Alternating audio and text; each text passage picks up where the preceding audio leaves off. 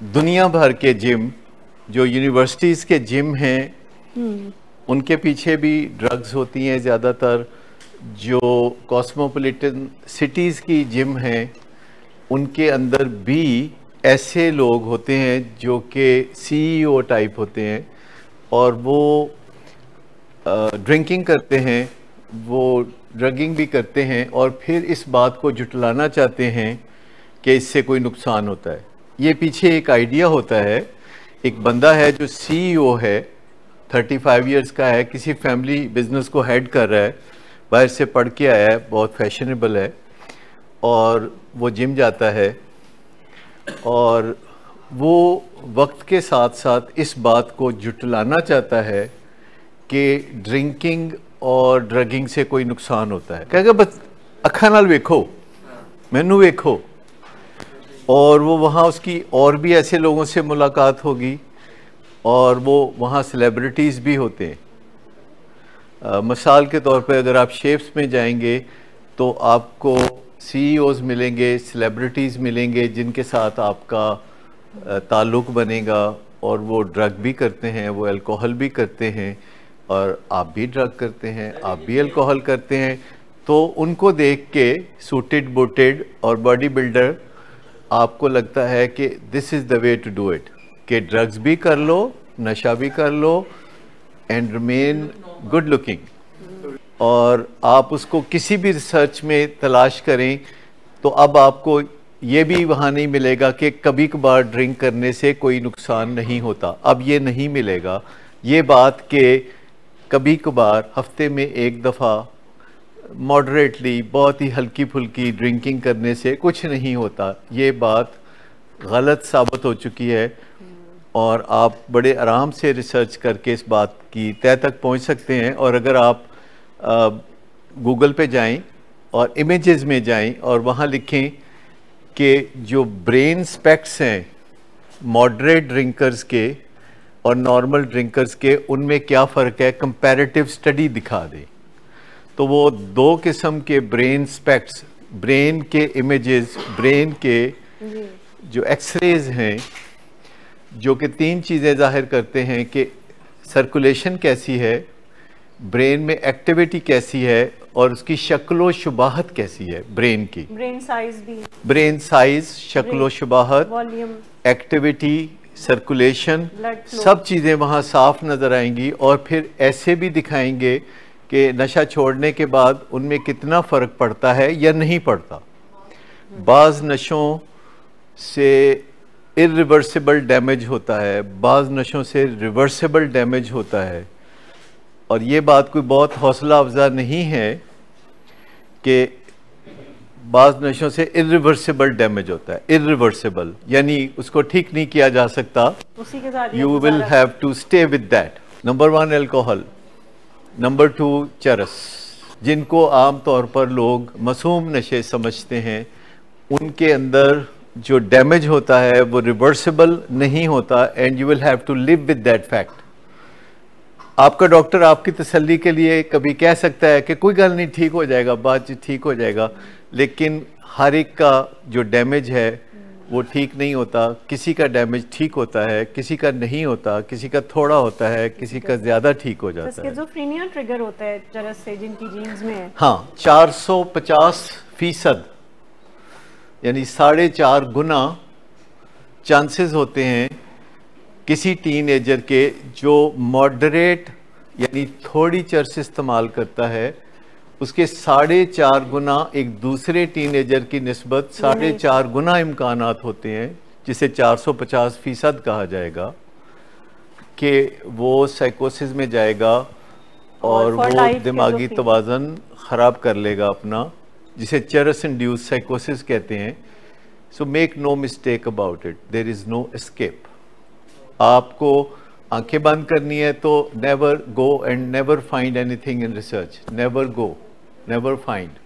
Park में walk करना बहुत रिलैक्सिंग है इन्वायरमेंट की वजह से, बिकॉज आप माइंडफुल हो जाते हैं, वहाँ कोई ना कोई चीज़ आपकी तवज्जो खींचती है। पार्क में कोई ना कोई इंसान, कोई ना कोई फूल, कोई ना कोई पत्ता, कोई परिंदा आपकी तवज्जो खींचता है और आप हेयर एंड नाउ में आ जाते हैं, जबकि ट्रेडमिल एक मैकेनिकल एक्ट है जिसका थोड़ा फ़ायदा होता है और उसमें थोड़ी बोरियत भी होती है। अगर आप उसके सामने कोई म्यूज़िक या स्क्रीन लगा लें तो उसका फ़ायदा थोड़ा बढ़ सकता है कि आप बोर ना हो, क्योंकि बोरियत दुनिया का सबसे बुरा काम है। हमराई जो होते हैं 150 लोग जो ट्रैक पे होते हैं और वो या तो आपके साथ चल रहे होते हैं या सामने से आ रहे होते हैं, तो उनके साथ थोड़ी हेलो हाई अगर होना शुरू हो जाए उससे फ़ायदा होता है और आपकी जो बोरियत है वो निस्बतन कम हो जाती है, तो उसका भी फ़ायदा होता है। लेकिन जो ये सोच है ड्रग्स के बारे में अर्ली एज, चूँकि अब ड्रग में अर्ली एज बहुत फिनोमिना देखने में आ रहा है कि लोग यूनिवर्सिटी में जाने से पहले ये काम कर बैठते हैं। लोग 12-13 साल की उम्र में, अब पाकिस्तान में भी, पहले सिर्फ ये बात बाहर थी, हमारे देखते देखते ही पाकिस्तान में 12-13-14 साल के बच्चे अल्कोहल और मारिजुआना के तजर्बात करते हैं और 18 साल की उम्र तक पहुंचते पहुंचते वो सारे तजर्बे कर बैठते हैं। क्योंकि जो नया फिनोमेना है एडिक्शन के साथ वो ये है कि जब एक ड्रग करते करते आपको एडिक्शन हो जाती है और वो आपको तंग करने लगती है, तो उस ड्रग को तंग करने से बाज रखने के लिए आप एक और ड्रग इंट्रोड्यूस कराते हैं। जैसे मैंने किसी को बताया कि मैंने चाय छोड़ी क्योंकि मुझे एंग्जाइटी होती थी, तो उसने कहा कि चाय क्यों छोड़ी, आप रेस्टोरेल शुरू कर लेते, आप लेक्सोटनिल शुरू कर लेते, तो चाय क्यों छोड़ी, आप ये कर लेते। तो जिन लोगों को अल्कोहलिज्म से ड्रंकननेस होती है तो वो कोकेन शुरू कर लेते हैं, जो कि बहुत ही डिज़ास्ट्रस है, डिज़ास्ट्रस। उसकी जो कम्बिनेशन है ताकि अल्कोहल की ड्रंकननेस से निकल सकें, ये बहुत ज़्यादा ज़िंदगी को ख़तरे में डालने वाली बात है। मुझे लगता था कि मेरा नुकसान हो रहा है और वो दो तरह से था कि एक तो मुझे एंग्जाइटी होती थी चाय पीने के बाद, लेकिन एनर्जी ज़्यादा फील होती थी और मैं ज़्यादा काम करता था और मैं रात को जागता रहता था, टॉक शोज़ देखता था और उसमें मेरा सोने को दिल नहीं करता था। मुझे लगता था कि सोना will be a waste of time. एक तो मैंने बताया ना कि बेचैनी, दूसरा मेरी जो मिस मैनेजमेंट ऑफ टाइम, कि रात को देर तक जागते रहना, टॉक शोज़ देखना, और भी चीज़ें थी जैसे कि अपनी बात पे अड़ जाना या चढ़ाई करना, दूसरे पे प्रेशराइज कर देना, दूसरे की बात ना मानना, अपनी बात को मनवाने पे ज़्यादा जोर देना। लेकिन चाय छोड़ने के बाद बहुत ऐसे मौके आए कि जिसमें मैंने सिचुएशन से कंपेयर करके देखा कि अगर कोई मेरी बात नहीं मान रहा तो मैं कहता हूँ अच्छा चलो मैं तुम्हारी बात मान लेता हूँ। वॉक तो मैं पिछले 40 साल से कोई दिन भी नहीं होगा कि मैंने वॉक ना की हो, वॉक तो मैं रोज़ कर रहा हूँ।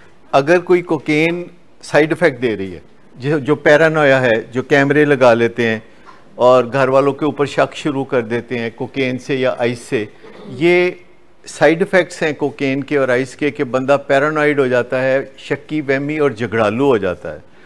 अब इस चीज़ को ठीक करने के लिए, और नींद नहीं उसको आती, 3-3 4-4 दिन जागता रहता है, तो इस चीज़ को फिर वो ठीक करने के लिए अपनी तरफ से बेंजोडाइज़ेपिन यूज़ करते हैं, जो कि मेडिकल मेडिसिन्स हैं और अल्कोहल की तरह हैं, उसको ठंडा करने के लिए। आप यूँ समझे कि कोकेन गर्म है तो उसको ठंडा कर रहे हैं अपनी तरफ से। लेकिन यह है कि out of the frying pan into the fire वाली बात है, आसमान से गिर के खजूर में अटकने वाली बात है, मसला हल नहीं होता। इससे ज़िंदगी को डेंजर है ना, क्योंकि एक चीज़ है जो अपना साइड इफ़ेक्ट दे के आपको इंडिकेट कर रही है कि स्टॉप इट, स्टॉप इट। एक इंडिकेटर है, वो कोकेन का इंडिकेटर है कि इसे स्टॉप करने की ज़रूरत है, आपका शक्की वहमी और झगड़ालू होना। लेकिन अगर आप इस तपे हुए दिमाग को ठंडा करने के लिए बेंजोडाइज़ेपिन यूज़ करते हैं तो इंडिकेटर चला गया। अब आप ऑल्टरनेट करते हैं कि कोकेन कर ली, बेंजोडाइज़ेपिन्स कर ली, तो आप एक तरह से अब बेंजोडाइज़ेपिन के साइड इफ़ेक्ट्स से भी नुकसान उठाने लगे। और एट द सेम टाइम अगर बाइपोलर की ड्रग्स भी इस्तेमाल कर रहे हैं तो उनका भी अनप्रिडिक्टेबल रिस्पॉन्स आएगा। ये जो कॉकटेल्स ही बन जाती है ना, क्योंकि जब आप बाइपोलर की मेडिसिन इस्तेमाल कर रहे होते हैं, जैसे कि एपीवॉल या इस तरह की कोई दवाई जो कि मूड स्टेबलाइज़र है, या आप कोई डोपामिन ब्लॉकर यूज़ कर रहे हैं ताकि बाइपोलर पे काबू पाया जा सके, तो साथ ही अगर कोई ड्रग यूज़ करेंगे जैसे कि कोकेन या कोई बेंजोडाइज़ेपिन या कोई चरस या कोई और चीज़ करेंगे, तो वो भी काम नहीं कर सकेंगी, ये भी काम नहीं कर सकेंगी, क्योंकि जो ड्रग्स ऑफ अब्यूज़ हैं, जो ड्रग्स ऑफ एडिक्शन हैं, उनको हमारे जिस्म में एक केमिकल की ज़रूरत होती है मज़ा देने के लिए, और वो केमिकल है डोपामिन। और जब हम डोपामिन ब्लॉकर देते हैं तो डोपामिन नीचे चली जाती है, और उसके बाद अगर कोई ड्रग यूज़ करेगा तो उसको मज़ा तो नहीं आएगा। फिर मज़ा नहीं आएगा तो वो ज़्यादा ड्रग यूज़ करेगा, ज़्यादा ड्रग यूज़ करेगा तो ज़्यादा साइड इफ़ेक्ट होंगे। ये गड़बड़ घोटाला है। इसका मसला हल करने का सिर्फ एक ही तरीका है कि कम किया जाए ड्रग्स को, और जो वैरायटी है वो कम की जाए। ये मैं उनके लिए कह रहा हूँ जो कि अभी दुनिया में कहीं यूज़ कर रहे हैं और अभी किसी इलाज में नहीं है। तो मासवा इसके कि वो जो वैरायटी ऑफ ड्रग्स जो वो यूज़ करते हैं, तो उस वैरायटी को महदूद करें और फिर उसकी मिकदार को कम करें। और अगर उनको कुछ मुश्किलात हों तो वो ऐसे लोगों के दरमियान जाके बैठें जिन्होंने नशा छोड़ा हुआ है, और वो रोज़ाना मीटिंग करते हैं दुनिया के हर शहर में। और ऐसे लोग जो कि नशा छोड़ के बैठे हों, उनके दरमियान जब जाके आप बैठते हैं तो आपको तकलीफ़ महसूस नहीं होती। अगर आप बहुत नेक पाक लोगों में, बहुत ही डिसिप्लिन लोगों में और बहुत ही कामयाब लोगों में जाके बैठते हैं तो आपको बड़ी कोफ्त होती है। क्या आपने कभी महसूस किया कि एक नशा करने वाले लोगों का ग्रुप है और उनके बीच में जाके आप बैठे हैं जो कि नशा छोड़े हुए हैं या नशा कर रहे हैं, तो आपको कोई शेम फील होगी? नहीं होगी। लेकिन अगर आप बहुत ही कामयाब डिसिप्लिन लोगों में बैठे हैं जो नशा नुशा भी नहीं करते और नॉर्मल ज़िंदगी गुजार रहे हैं, तो उनके करीब जाके एक कुदरती तौर पर आप अपना मुकाबला जब उनसे करते हैं तो इससे बहुत शेम फील होती है। कल मैं कहीं पैदल जा रहा था, सड़कें ब्लॉक थी, तो मुझे 2 किलोमीटर के फासले पे कोई काम था, तो मैं पैदल चला गया शादमान में। तो शादमान के पार्क में कोई 5-6 लोग बैठ के ताश खेल रहे थे और अंधेरा था, और वो अपने बारी बारी मोबाइल की टॉर्च से रोशनी डाल के तो वो कर रहे थे, और साथ वो चर्स वर्स पी रहे थे, नशे नुशे कर रहे थे। तो मैं करीब खड़े होकर तो ऐसे ही देखने लगा जैसे ऑब्जर्व करते हैं। वैसे ऐसे मौके पे खड़े नहीं होना चाहिए, छापा पड़े तो सबसे पहले ऐसे बंदे को पकड़ा जाता है, और असली बंदे भाग जाते हैं। तो जो बैठ के देख रहा होता है ऐसे, तो उसको पुलिस पकड़ के ले जाती है, और वो कह रहा होता है कि मैं तो देख रहा सा, मैं तो देख रहा सा, और पकड़ा वो जाता है जो देख रहा होता है। तो मैं गौर कर रहा था, तो वो मेरी तरफ बतवज्जो हुए, तो एक दो और लोग भी वैसे ही खड़े थे जैसे मैं खड़ा हो गया जाके, तो वो भी खड़े थे। वापसी पे मैंने कहा चलो तजर्बा करते। तो मुझे उन्होंने कहा कि आप जाएं, आप यहाँ से जाएं। तो मैंने कहा कि मतलब क्यों जाऊँ यहाँ से? हाँ, कहते आप यहाँ से जाएं। तो मैंने कहा ये 2-3 लोग और भी तो ये देख रहे हैं। तो उन्होंने कहा कि ऐसा डे अपने ने। मैं कहता हूँ नहीं पता, मैं भी तो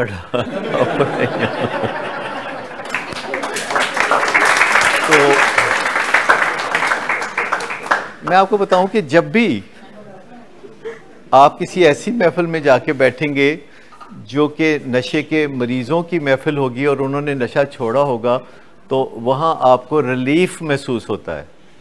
आपको सारी दुनिया कहती रहती है कि ड्रग्स का बुरा असर होता है, तो अब वक्त आने वाला है कि हम जिनको शक है उनके ब्रेन स्कैन्स करा के उनको दिखाना चाहेंगे कि इतना वाज़े फ़र्क होता है एक नॉर्मल ब्रेन और एक चरस ज़दा या शराब ज़दा ब्रेन और कोकेन ज़दा ब्रेन का, कि आप खुद देखें तो आपको कानों में से पसीना आना शुरू हो जाएगा। ये लाइफ लॉन्ग प्रोसेस है।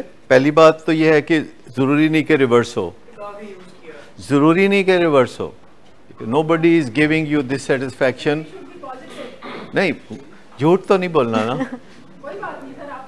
नहीं ऐसे कैसे? तो बोल नहीं सकते ना, झूठ नहीं बोलना ना, क्योंकि हम आपको मिसलीड नहीं करना चाहते। लेकिन ये मैं कहूँगा कि तकरीबन 96% का रिवर्स हो सकता है। ये एक उम्मीद की किरण हो सकती है कि 100 में से सिर्फ 4 हैं जिनका रिवर्सल नहीं होगा। और इसका मतलब ये नहीं कि जिनका रिवर्सल नहीं होगा वो फिर शुरू कर दें। जैसे आता है ध्यान में ख्याल के अगर 4% नहीं होना तो फिर अगर आप उन 4% में एक हैं तो आप फिर क्या फैसला करेंगे कि आप चरस पीना शुरू कर दें? क्योंकि रिवर्स ना होने का मतलब ये है कि बेड़ा गर्क हो जाएगा फिर और ज्यादा। असल में चरस क्या है? ये भंग के पौधे में से चरस निकलती है जो कि टेट्राहाइड्रोकैनाबिनॉल है, THC। इसमें जो एक्टिव एजेंट है जिसकी खातर लोग चरस पीते हैं वो है THC। जैसे कि बहुत से केमिकल होते हैं टोबैको में, सिगरेट में, और उसमें जो केमिकल जिसकी खातर लोग टोबैको इस्तेमाल करते हैं वो निकोटीन है। वो बाकी बेशुमार केमिकल्स महज इसलिए इस्तेमाल कर रहा होता है कि उसको निकोटीन इस्तेमाल करनी है, और निकोटीन उन 4000 केमिकल में से एक है जो कि टोबैको में पाया जाता है। अपना अपना नुकसान हिस्सा बकदरे जुस्सा सबका है, और निकोटीन भी बेशुमार नुकसानात की हामिल है। और निकोटीन के जो नुकसानात हैं वो कैंसर नहीं कॉज करती। ये बात तय है कि निकोटीन टोबैको में निकोटीन नहीं है जो कैंसर कॉज करती है। कैंसर कॉज करने वाले 60 केमिकल्स हैं, 60, पर निकोटीन कैंसर नहीं कॉज करती। वो सिर्फ या तो दिल का दौरा देती है या ब्रेन हेमरेज देती है, भाई इतनी सी बात है। मैं नहीं जी गल, ये भी रिसेंट स्टडीज हैं जो कह रही हैं कि रिवर्स होता है। जो ओल्डर स्टडीज़ हैं वो सारी कहती हैं कि जो ब्रेन डैमेज है ये रिवर्स नहीं होता।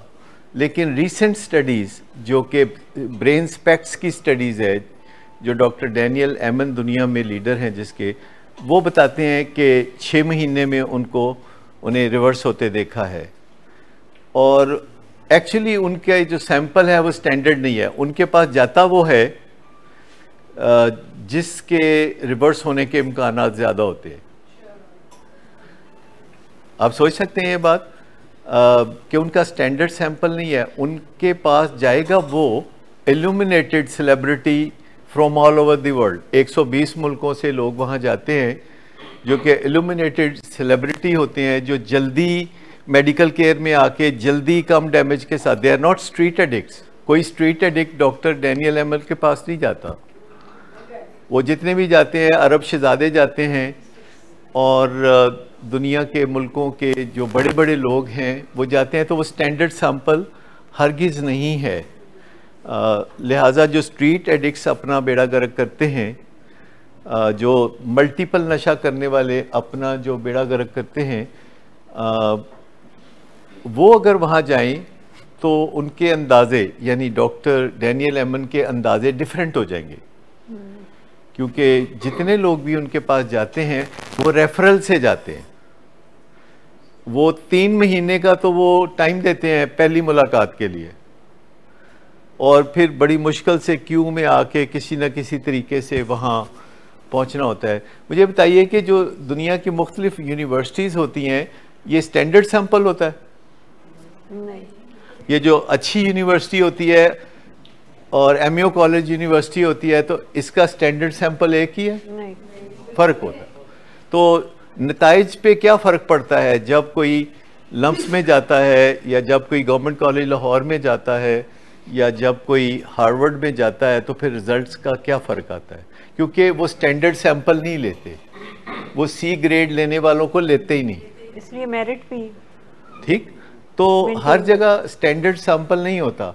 अच्छा, एडिक्ट्स में जो स्ट्रीट एडिक्ट्स होते हैं वो रॉक बॉटम होते हैं, हिट बॉटम होते हैं, यानी वो ठोकरें खाए हुए होते हैं और उनको थोड़ी सी रहनुमाई मिले तो वो ठीक हो जाते हैं।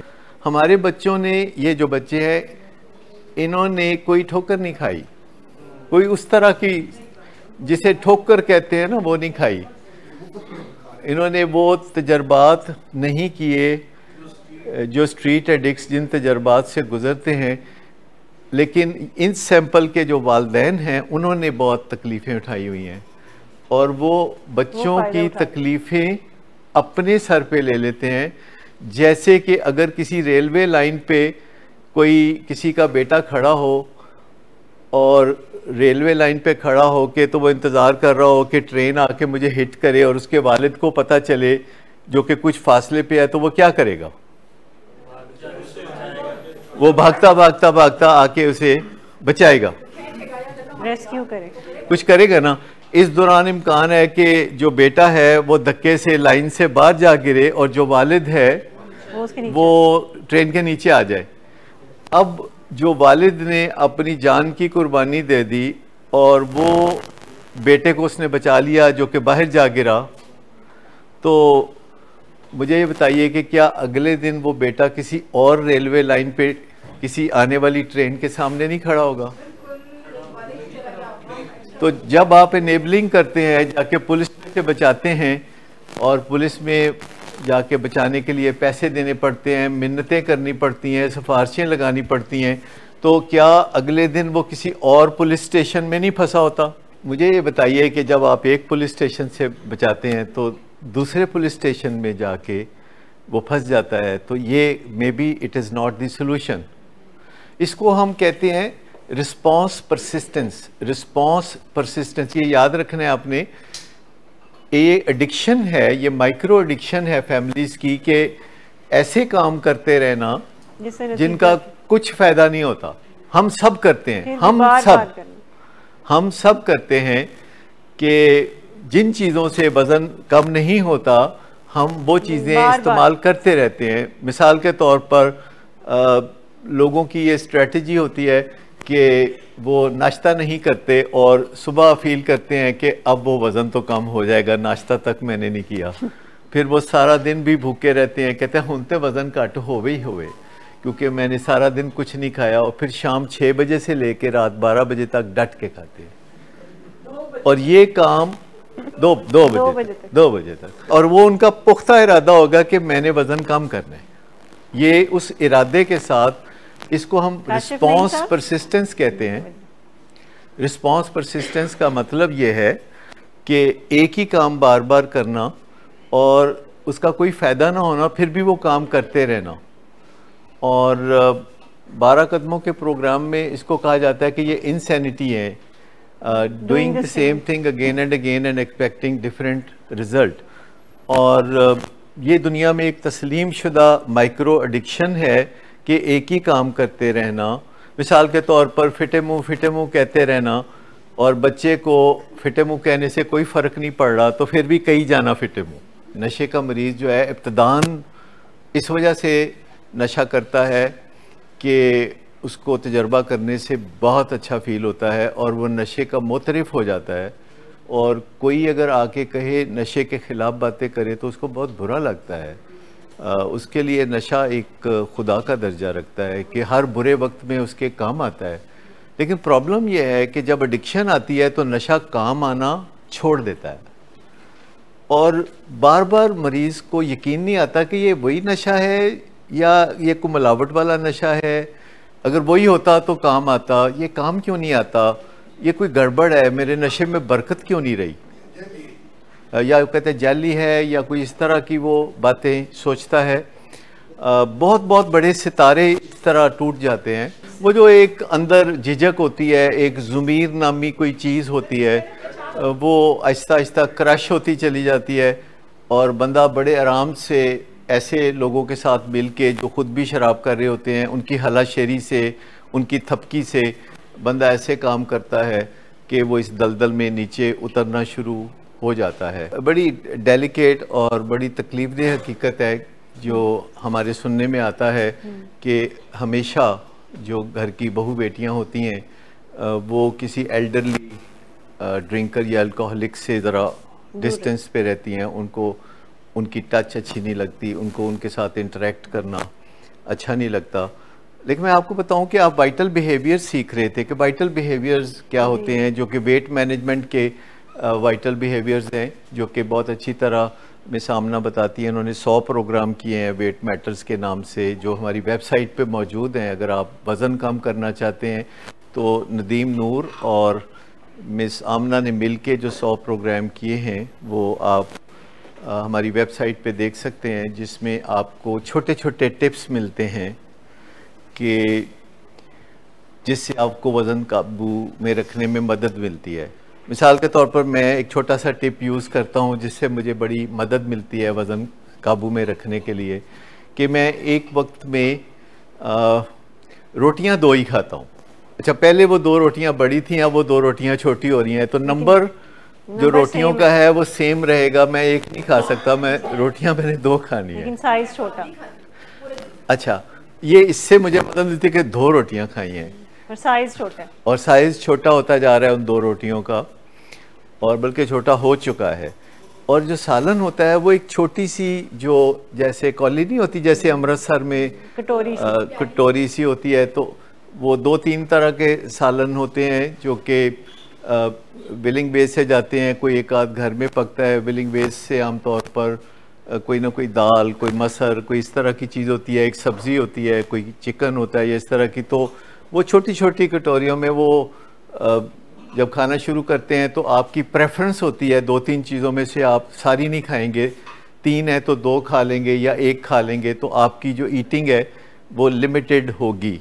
तो ये भी एक टिप है। लेकिन नशे की बीमारी से निकलने के लिए मैं आपको बताऊं कि चंद छोटे छोटे टिप हैं जो अगर आप नोट कर लें तो कारआमद होंगे, और आपके फैमिली मेम्बर्स भी नोट करें तो वो आपकी मदद कर सकते हैं। एक तो ये है कि अपने से ज़्यादा ताकतवर हस्तियों को, पार्टियों को ढूंढे। अपने से ज़्यादा पार्टियां जो ताकतवर हैं उनकी निशानदेही करें। अब उसे जो मर्जी कह लें, यानी जिसके बारे में भी आपका ख्याल है कि वो किसी न किसी तरह कद काठ में, फिजिकल पावर में, या किसी और तरह से, या मालो दौलत में, या इंटेलिजेंस में, या तालीम में, विजडम में, विल पावर में अगर आपसे ज़्यादा हैं, तो ऐसे पार्टियों को ढूंढना है जो कि आपसे ज़्यादा power greater than your self है इन एनी वे, किसी तरीके से भी। जी, दूसरा टिप जो है वो ये है कि हिसाब किताब लगाना कि मेरा कितना नुकसान हो गया है और क्या बच गया है। ये हिसाब जोड़ते रहना कि मेरा कितना नुकसान हो चुका है और कितना मेरा अभी बच गया है। इसको हम इन्वेंट्री कहते हैं, बही खाता कहते हैं उर्दू में। बही खाता बनाते रहना, और जो दुकानदार होते हैं ये सारे इन्वेंट्री ज़रूर मेंटेन करते हैं। कोई दुकानदार तसव्वुर नहीं कर सकता इन्वेंट्री के बगैर कारोबार करने का। इन्वेंट्री ज़रूर बनाना, इन्वेंट्री के बगैर सर्वाइवल ही नहीं है। तो एडिक्शन से रिकवरी के लिए इन्वेंट्री। अच्छा, पहली चीज़ है कि एक power greater than your self, दूसरी चीज़ है इन्वेंट्री। कोई पावर जो कि आपसे बढ़ के है, आपने अब उसको तलाश करना है, आइडेंटिफाई करना है और बोल देना है कि है मेरे तो बड़ा। बजाते खुद ये नहीं सोचना कि मैं ही पावरफुल हूँ। अपने अंदर में से खुदा को निकालना है कि अब मैं खुदा हूँ, ये सोचना कि मैं खुदा हूँ, इस बात को निकाल देना है ज़हन से। जैसे लफ्ज़ ईगो सुना हुआ है, ईगो का लफ्ज़ सुना हुआ है जी, तो इसको उन्होंने कहा कि ये एक्रोनिम है, यानी एग्जिटिंग गॉड आउट, यानी अपने अंदर जो एक तसव्वुर है कि मैं खुदा हूँ, मेरी मन्नी जानी चाहिए, मेरी मन्नी जानी चाहिए। ये ईगो, यानी अगर कोई बंदा निकाल दे अपने अंदर से ये बात कि मेरी ही मानी जानी चाहिए, और ये तसव्वुर कर ले कि नहीं मैं भी मान सकता हूँ, उलट आ जाए, तो ये power greater than your self. दूसरी बात ये कि हिसाब किताब जोड़ना कि की तबाह हो गया तो की रह गया, ये इस बारे में बात करते रहना कि ए तबाह हो गया, ओ तबाह हो गया, पर ए बच गया, मैं जिंदा बच गया। क्योंकि ड्रग्स में जिंदा बच जाना भी बहुत बच जाना है। ड्रग्स में जिंदा बच जाना, आपको पता है ये मौजज़ा है, क्योंकि आपके दोस्तों में बहुत डेथ्स हो चुकी हैं। आप में से कोई बंदा ऐसा नहीं है कि जिसका कोई दोस्त ना मरा हो, कम से कम 1 दर्जन। ये 42 चीज़ें हैं जो हम एक्सक्यूज़ बना के रास्ते में खड़े कर देते हैं कि नहीं मैं तो नौकरी पे हूँ ना।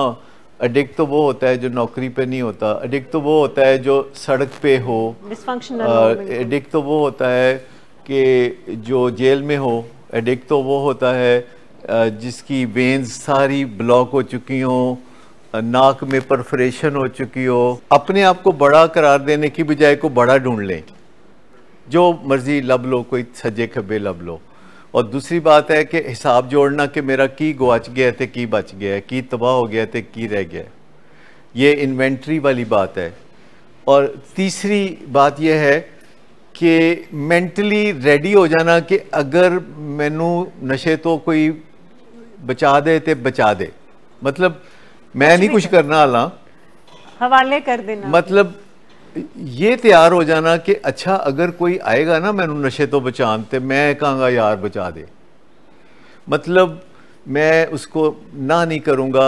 और इंशाल्लाह कोई ना कोई ज़रूर आएगा जो कि नशे से बचाने के लिए आपके साथ आगे बढ़ेगा, और अगर आप उसे धक्का नहीं देंगे तो वो आगे बढ़ेगा। तो एक आमादगी ज़ाहिर करना अपने अंदर कि यार वैसे मेरी तो हिम्मत कोई नहीं।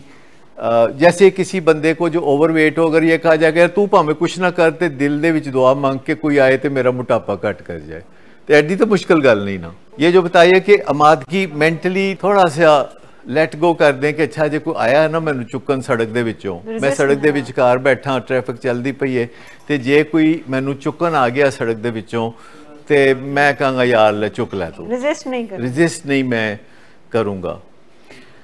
और अगला पॉइंट यह है कि जिनके साथ कोई गड़बड़ की थी उनके साथ जाके माफ़ी तलाफ़ी और इजाफ़ी करने के लिए तैयार हो जाए। जिनके साथ कोई गड़बड़ की गई थी उनके ऐसे जाके खड़े हो जाएं और माँ बाप के साथ स्टार्ट कर लें, ताकि आपको ज़रा शेम भी नहीं होती। जब आप माँ बाप के सामने हाथ जोड़ के खड़े होते हैं तो कोई शेम नहीं होती, जब बीवी के सामने हाथ जोड़ के खड़े हो बड़ी शर्म आती है। नशे की क्रेविंग से निजात का फार्मूला बता रहा हूँ कि अपने से बालातर हस्ती पहचानना, अपने नफ़ा नुकसान की इन्वेंट्री बनाना और आमादा हो जाना कि जे को बचा देगा तो फिर बचा दे यार, एड्डी केड़ी गल है। मैं मतलब उन्होंने गुस्सा नहीं करांगा, उन्होंने धमकियां नहीं देंगा, मैं उनका यार मैनू मैं डिग्गा मैनू चुक लै, तू मैनू चुक तैनू अल्लाह चुके। जिसके साथ ज्यादती की है उसके साथ ऐसे हाथ जोड़ के माफ़ी मांगना और उसमें शर्म ना करना, और जितनी दफ़ा ज्यादती की है उतनी दफ़ा माफ़ी मांगना और तलाफ़ी करें। तलाफ़ी नहीं कर सकते तो दिल में ख्याल रखें कि जब मैं तलाफ़ी कर सकूँगा तो मैं कर दूँगा। और इजाफ़ी करने में कोई मसला नहीं है, अगर किसी के कंधे दबा दें, किसी को गुलाब का एक फूल दे दें मुफ्त का, या कोई ऐसी चीज़ जो कि किसी को अच्छी लगती है, एक गिलास पानी पिला दें तो बड़ी बात है। और एक पॉइंट यह है कि ज़िंदगी को दिनों में तकसीम कर लें कि बस ज़िंदगी एक दिन की होती है। ये भी नशा छोड़ने का तरीका है कि मैं सिर्फ आज नशा नहीं करना, ज़िंदगी एक दिन की होती है, one day at A time. और एक और चीज़ कि वो जो है हस्ती सबसे बड़ी दुनिया में, उसके साथ एक शौरी राब्ता बना लेना, जिसे लोग इस्तिखारा भी कहते हैं। आपने कभी देखा इस्तिखारा करते हैं लोग, इस्तिखारा? अच्छा, तो इसमें भी सारी दुनिया में जो 12 कदमों का प्रोग्राम है उसमें वो कहते हैं कि हर मामले में ये सोच लें कि अगर खुदा से मेरा राब्ता हो जाए और मैं उससे पूछूं कि या अल्लाह दस इस मामले च मैं सज्जे मुड़ा कि खब्बे मुड़ा, और वो कहे सज्जे मुड़ जाओ, तो फिर सज्जे मुड़ जाओ। ऐसा कभी हो सकता है ना कि आप तसव्वुर में करें कि या अल्लाह ए काम मैं करना चाहना। इस्तिखारा असल में ये चीज़ है कि आप कहते हैं कि या अल्लाह मैं ये कोई काम करना चाहता हूँ, अगर मेरे हक़ में अच्छा है तो मेरी मोटिवेशन बढ़ा दे, मेरे इरादे को स्ट्रॉन्ग कर। अगर मेरे लिए अच्छा है तो मेरे इरादे स्ट्रॉन्ग कर, और अगर मेरे लिए अच्छा नहीं तो मेरे इरादे को कमज़ोर कर दे। सिंपल आप कर सकते हैं, जागते हुए दिन दहाड़े कर सकते हैं, किसी के पास जाने की ज़रूरत नहीं। तो 11वां कदम जो है वो 12 कदमों में से वो इस बारे में है कि making a conscious contact with God और उसकी मर्जी जानना। और फिर 12वां कदम है कि जब हमें रूहानी बेदारी मिल जाए, रूहानी बेदारी, अच्छा रूहानी बेदारी एक चीज़ होती है जो मिल जाती है तो पता चलता है, रूहानी बेदारी मिल जाए तो फिर पैगाम किसी ऐसे बंदे तक लेके जाना जो अभी भी तकलीफ़ में है। रूहानी बेदारी जब मिल जाती है तो उस वक्त पता चल जाता है, जब जैसे ये बाहर लाइट है तो जब ये अंदर लाइट हो जाती है तो इसको हम रूहानी बेदारी कहते हैं। और आपको अपने अंदर लाइट बाकायदा महसूस होती है, अंदर रोशन होना महसूस होता है, और फिर किसी और के पास जाना है, उस पॉइंट पे किसी और के पास जाना है who is still suffering.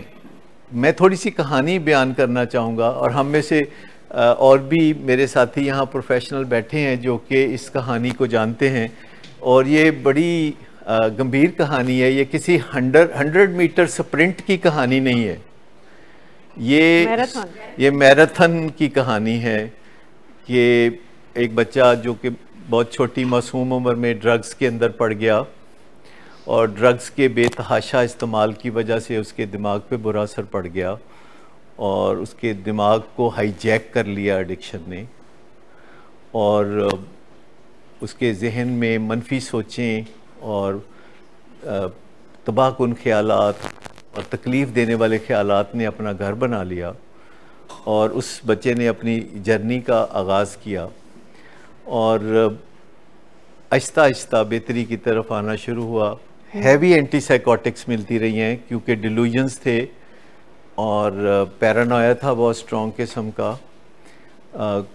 Drugs की वैरायटी बहुत थी कि जिसमें जहन को नुकसान पहुंचा, लेकिन फिर जब अल्लाह ताला अपनी रोशनी देने पे आता है तो पिछले कोई 2.5 साल से बहुत बेहतरी की तरफ जाना शुरू किया, और पिछले 1 साल से अपने रिचुअल्स बनाए, वॉक करना, रोज़ाना को 15,000 स्टेप्स वॉक करना। मैं मशवरा देता होता था, शुरू में नहीं होती थी।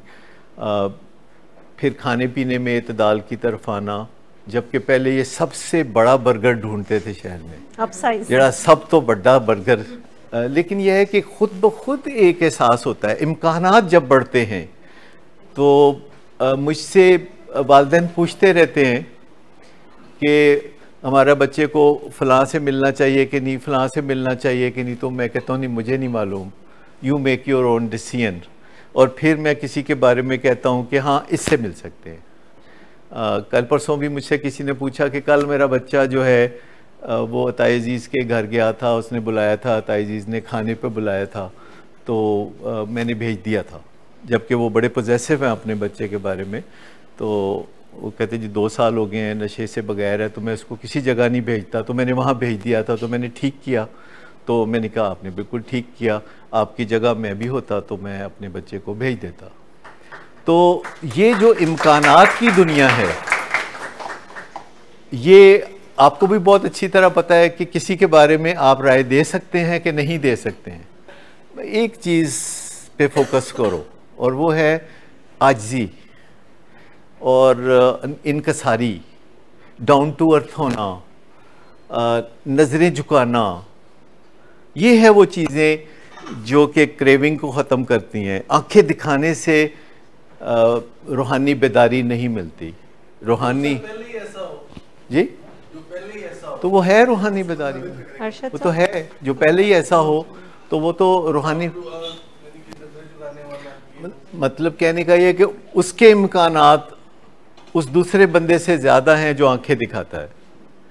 तो कोई भी, मैं देखता हूँ फैमिलीज़ वाले आते हैं तो मैं देखता हूँ कि बच्चा सामने कैसे बिहेव करता है, और जब मैं देखता हूँ कि कोई आंखें नीची रखता है माँ बाप के सामने तो वैसे भी मैं दुआ देता हूँ, तो फिर मैं उसको बतौर ख़ास दुआ देता हूँ कि ये निकलेगा, ये उभरेगा।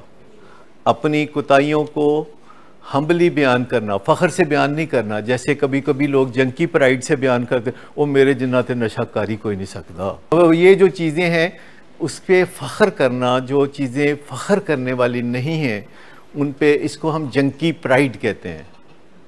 लेकिन हम्बली, जो मैं आपको बताऊं कि जो एक दूसरे मरीज़ों की खिदमत करे तो उसको भी रिकवरी के इम्कानात मैं ज़्यादा देखता हूँ कि जो एक मरीज़ की तकलीफ़ में उसके पास बैठ के कहे कि मैं तुम्हें दबा दूँ, तुम्हें तकलीफ़ हो रही है, या इस तरह की कोई बात अगर करे, यानी फैमिली के सामने बिल्कुल जिसे कहते हैं ना नरम दमे गुफ्तगू, बिल्कुल ऐसी गुफ्तगू करनी है कि फैमिली को डर ना लगे, घबराहट ना हो कि आ गया फिर सामने उन पता नहीं क्या कहेगा। ये जो एक चीज़ है अपनी फैमिलियों के साथ, जब हम आपको बार बार कहते हैं कि अपनी फैमिलियों के साथ बहुत नरम होकर मिलना, ये जाहिर करेगा कि अब आप जो है बहाली के रास्ते में हैं, बेदारी के रास्ते पे हैं। लेकिन अगर करते रहें तो फिर मज़ा नहीं आएगा, फिर बार बार रेपिटिशन होगी, कभी रिफ्रेशर, कभी फिर से इंडोर, कभी कोई मामला, कभी कोई मामला। आपको भी दिल आज़ारी होती है, हमें भी दिल आज़ारी होती है कि हमें लगता है कि अच्छा अभी तक हम देनदार हैं, यानी जब तक बहाल नहीं होते, जब तक आप मंजिलों की तरफ रवां दवा नहीं होते, तो हमें लगता है जैसे हम मकरूज़ हैं, हमारी देनदारी बरकरार रहती है। और ये देनदारी जो है बहुत भारी देनदारी है कि आपने किसी का कुछ देना है, जो आस लगाए बैठा है, बोलता नहीं, सब्र के साथ वेट कर रहा है। एक तो होता है ना कर्ज खा जो कि बहुत ऊपर चढ़ के कहता है जी मेरा हक दो मुझे। एक होता है कि बहुत आजिज़ी से सब्र के साथ चल रहे होते हैं, जैसे कि आप लोग चल रहे होते हैं, और पर आप कहीं ना कहीं तो हमें ये एहसास होता है कि हम इनके देनदार हैं। और उस देनदारी के एहसास के तहत फिर हम आपस में मीटिंग्स करते हैं, आपस में डिस्कस करते हैं चीज़ों को, और जब सूरत हाल कुछ बेहतर होती नज़र आती है तो हम खुश हो जाते हैं, जब सूरत हाल बेहतर नहीं होती तो हम सब्र से आगे बढ़ते हैं। तो ये है रिकवरी। जब अगर आप फोकस करें तो कि फैमिलीज़ आपके साथ इंटरेक्ट करते हुए घबराएं मत। हम एक और चीज़ ऐड करने वाले हैं जो अगले 2-3 दिन में ऐड हो जाएगी कि जो पेशेंट भी छुट्टी करके जाने वाला होगा उसकी फैमिली के हमरा उससे एक कमिटमेंट मीटिंग करेंगे कि जाके वो क्या करेगा और फैमिली क्या करेगी। और रियलिस्टिक अप्रोच के साथ हम बात करेंगे कि हम फैमिली के साथ चंद सवाल रखेंगे। हम बोलेंगे कि अगर ये फॉलोअप पे आने से इनकार करेगा तो आप क्या करेंगे, अगर ये आपके साथ स्टैंड तोड़ने की बात करेगा तो आप क्या करेंगे, अगर ये स्लिप होगा तो आप क्या करेंगे, अगर ये रिलैप्स होगा तो आप क्या करेंगे। तो ये सारी ट्रेनिंग जो है, जिसे ये कह सकते हैं कि बदशगुनियों वाली मीटिंग, हम वर्स्ट के लिए प्रिपेयर करेंगे ताकि बेस्ट आउटकम आ जाए सामने, बेस्ट आउटकम सामने आ जाए। रियलिटी को ओपन करना चाहिए। इधर हमारी बहन है डॉक्टर उस्मा, वो चाहती हैं कि हम कोई रियलिटी वाली बात ना करें जिससे तकलीफ होती है, बल्कि हम अच्छियाँ गल्ला करिए, साइंटिफिक बात करनी होती है। और हमारे पेशेंट्स को अगर आप डराना चाहते हैं तो डरते रहते कोई नहीं। बाज़ को डॉक्टर कह देते हैं वो तेरे गुर्दे तबाह हो चुके थे, या एवं कोई गल, कोई एक्सरे करा के कहेंगे कि तेरा कख नहीं रहा। तो नहीं, जो रियलिटी है बस उसके करीब रहे और डॉक्टर नियर न्यूट्रल मूड के साथ बात करें, नियर न्यूट्रल मूड के साथ। मैं आपको बताऊं कि चेहरा एक इंडेक्स होता है, जो दिल की सारी कहानी चेहरे पे लिखी होती है। याद रखें, जैसे कोई बंदा वज़न कम कर रहा होता है और एक दिन पराठा खा लेता है तो सब कुछ नहीं डूब जाता। सब कुछ तब डूबता है कि अगर वो पराठे खाने का फैसला करता है।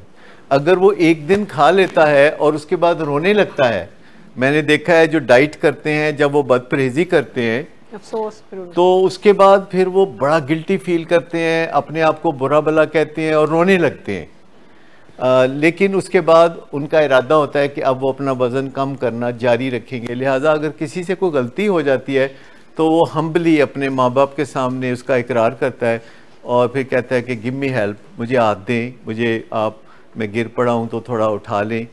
और स्लिपरी जगहों से जाने से बचना, ये भी एक टिप है जो हम टिप्स की बात कर रहे थे। और स्लिपरी लोगों के साथ मिलना, मतलब ये बहुत बड़ा फैसला है जो कि आपको करना होगा कि उन दोस्तों से जान छुड़ाना जो पहले आपके दोस्त हैं। अब इसमें अगर आप कहें ना वो चंगे वाले के पैड़े वाले के दरमियाने वाले तो छोड़ दे, जो पहले दोस्त हैं ना वो उनकी ग्रेडिंग ना करें, उनकी ग्रेडिंग ना करें, नए दोस्त बनाएं, क्योंकि मुआशरे में बहुत से लोग ऐसे मौजूद हैं आपके इर्द गिर्द। और जो बेस्ट फ्रेंड आपका हो सकता है वो हो सकता है जिसकी एक स्टडी सोब्राइटी हो और जो जुड़ा हो किसी स्ट्रक्चर के साथ, चाहे वो 12 कदमों का प्रोग्राम हो या स्टेक होल्डर सेशन हो, और वो किसी प्रोग्राम के साथ जब अटैच हो, वो किसी को कॉल कर सके कि मुझे ये मसला है तो मैं क्या करूं, और ये मिसालें फिर सामने आनी शुरू होती हैं। कभी फैमिली ना भी आ सके ना तो आपको अप फ्रंट फिर भी आना चाहिए, उससे पता चलता है, और आपके आने का जो फ़ायदा है वो आपको रास्ते में मिलता है। जब आप घर से चलते हैं इधर आने के लिए तो आपका फ़ायदा शुरू हो जाता है, और यहाँ पहुँचने तक 80% फ़ायदा हो जाता है, और एक 20% फ़ायदा है जो कि आपको एक्चुअली पार्टिसिपेट करने से फिर मिलता है। और देखिए जितने भी अच्छे काम है ना, जब आप उनकी नीयत करते हैं तो फ़ायदा शुरू हो जाता है। नीयत से देखिए ना, लोग उम्रा करने जाते हैं, लोग हज करने जाते हैं, तो पहले ही अपने आप को वो ठीक ठाक कर लेते हैं, नमाज़ें शुरू कर देते हैं, कोई दाढ़ी रख लेते हैं या कुछ ना कुछ वो अपना मूड बना लेते हैं। और ये जो मुझे कल ही कोई बता रहे थे यहाँ स्टेज पे परसों कि हमारा बच्चा कहता है छेती नाल तैयार हो, वो माँ बाप ने कहता है छेती नाल तैयार हो, वो नहीं तो फिर मैं जा रहा जी। असद जमील साहब के बाद, असद जमील कि छेती नाल तुसी भी तैयार हो जाओ, तुसी आराम नाल बैठे हो तो मैं जाना है, नहीं तो फिर मैं जा रहा जी। तो ये बात ये जो शो करती है, ये बहाली को शो करती है, ये ज़िंदगी में तरक्की को ये बात शो करती है। और मैं आपको बताऊं कि आपके वालिदैन की बड़ी आसें उम्मीदें हैं। कल मुझे एक वालिद कह रहे थे जी इस ते मुंडे नूं पढ़ाया लिखाया इन्ना पढ़ाया, इनू असी वकील बनाया, तो देखो कोई भाग नहीं लगा, और उनकी आंखों में आंसू आ गए। कहते जी फिर की फ़ायदा होया डॉक्टर साहब? मैं क्या कोई गल नहीं, हिम्मत जारी रखो, वक्त दे नाल सब कुछ ठीक हो जाएगा। कहता पता नहीं कोई साढ़े गुनाह अगे आ गए, पता साड़ी को कुताही हो गई। मैं कहा नहीं, ऐसी कोई बात नहीं है। साइंस कहती है कि अल्लाह इस तरह नहीं ऑपरेट करता कि माँ बाप के गुनाह की सज़ा औलाद को, औलाद के गुनाह की सज़ा हमसायों को, तो इस तरह नहीं होता।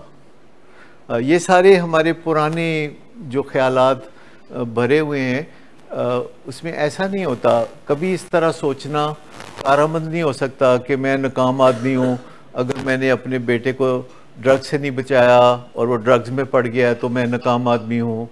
नहीं, इस तरह काम नहीं बनता। ये एक माइक्रो एडिक्शन है कि रिमिनेशन करते रहना, यानी जुगाली करते रहना मनफी ख्यालात की। हमारे जहन में बहुत से ख्यालात आते हैं, और मैं आपको बताऊं कि जो भी ख्याल हमारे जहन में आए हम उसको ऑटोमेटिक कबूल नहीं करते, हम उसकी छान फटक करते हैं। अगर कोई वहम आता है तो हम कहते हैं प्रूव इट। देखो ना, अगर आपने ट्रैवल करना है, कराची जाना है जहाज़ पे बैठ के, और आप टिकट बुक कराते हैं तो आपको लगता है कि जहाज़ क्रैश करेगा या एयरपोर्ट पहुंचने पर, तो आप अपने जहन में एक ये टिप है कि आपके प्रूव इट, साबित करो कि ऐसी क्या बात है। ये जो क्रेडिबिलिटी होना है, यानी मेरे दिल में क्रेडिबिलिटी कि अगर कोई वालिदैन मुझे पूछते हैं कि हमारा बच्चा फ़लाँ से सोशलाइज करे कि ना करे, और मैं करूँ कि बिस्मिल्लाह ज़रूर करे, तो ये क्रेडिबिलिटी जो है ये एक रूहानी बेदारी की निशानी है कि आपके पास कोई सबूत नहीं है और आप किसी और के बारे में जो नहीं कह सकते वो एक बंदे के बारे में आप कह सकते हैं, जिसे हम क्रेडिबिलिटी कहते हैं। और ये रूहानी बेदारी का सबसे बड़ा सबूत है। यहाँ जब कोई वालिदैन आते हैं तो उनका एक अपना फ़ायदा होता है जो उनको पता नहीं होता। ये बाद में पता चलता है किसी को।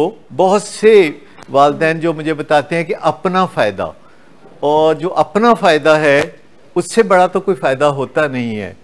और शुरू में आता है बंदा बच्चे की लाइबिलिटी के तौर पर कि ये मेरा बच्चा है तो इसको मैंने संभालना है, और बाद में वो कहता है थे मेरे अपने भी फ़ायदे तक। जब कोई पेरेंट्स कहते हैं साढ़े मुंडे नहीं ठीक होना, या आपके रिश्तेदार कहते हैं नहीं वो इन्हें नहीं ठीक होना, इसको हम नेगेटिव अप्रेजल कहते हैं। नेगेटिव अप्रेजल का मतलब है कि जजमेंट पास करना मनफी कि बंदे ने नहीं ठीक होना। और ये घरों में होता है कि किसी के बारे में साबका तजर्बात की रोशनी में एक जजमेंट देना। हमारा काम इतना मुश्किल है कि हर रोज़ एक नए चैलेंज का सामना, हर रोज़ हम सब गलतियां करते हैं, बदगुमानियां करते हैं, और बतौर पेरेंट्स भी हम ऐसा बहुत करते हैं कि अपने बच्चे के बारे में कहना शुरू कर दो अन्य नहीं ठीक होना। ये बाकायदा एक एडिक्शन है जिसे हम नेगेटिव अप्रेजल कहते हैं। तो माइक्रो एडिक्शंस जो हैं, इनसे निकलना फैमिली के अपने बेस्ट इंटरेस्ट में है। लो जी, सेशन तो ख़त्म है। अगर कोई किसी को कोई काम हो, जल्दी हो, तो वो जाना चाहे तो चले जाए।